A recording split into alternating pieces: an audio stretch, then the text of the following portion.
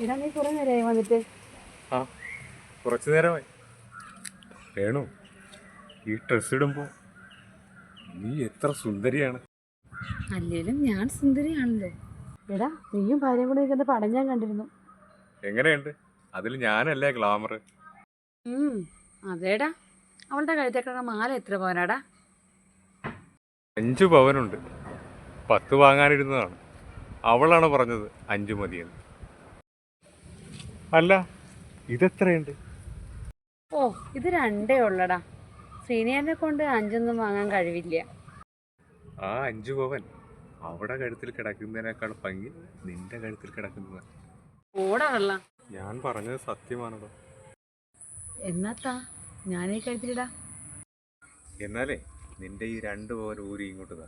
ഞാൻ അവളുടെ 5 പവൻ നിനക്ക് കൊണ്ടുവന്ന് തരാം. നേരോ? സത്യമായിട്ടും.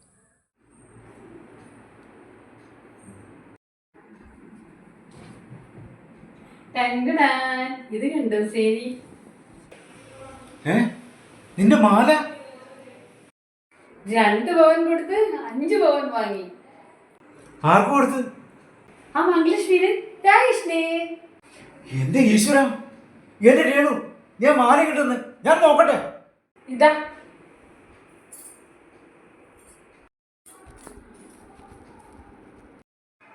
ഇത് മുക്കുകൊണ്ട പാടി. അയ്യോ, നോക്കട്ടെ.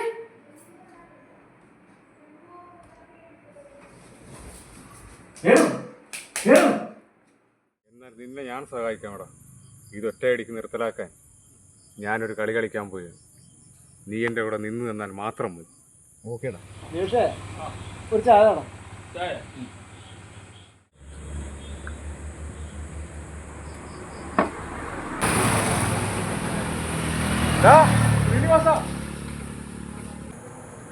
എടാ, ഇത് ഞാനാടാ, രാകേഷ്.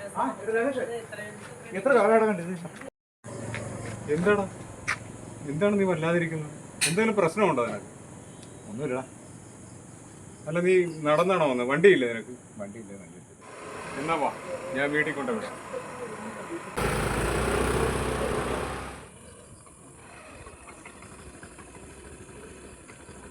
ആ, ഇനി പറയടാ, എന്താണ് നിന്റെ പ്രശ്നം? അല്ല, നിന്റെ അടുത്ത് എങ്ങനെ പറയണമെന്ന് എനിക്കറിയാൻ പാടില്ല. പറഞ്ഞാൽ നീ ഏത് രീതിയിൽ എടുക്കുമെന്ന് എനിക്കറിയാൻ പാടില്ല. എൻ്റെ വീട്ടിലെ പ്രശ്നം തന്നെയാടാ. എന്താടാ, എന്തുണ്ടെങ്കിലും എൻ്റെ പറ, നമുക്ക് പരിഹാരം ഉണ്ടാക്കാം. എടാ, എനിക്കൊരു സംശയം. നിന്റെ വൈഫിൻ്റെ ഫോട്ടോ ഒന്ന് കാണിച്ച്.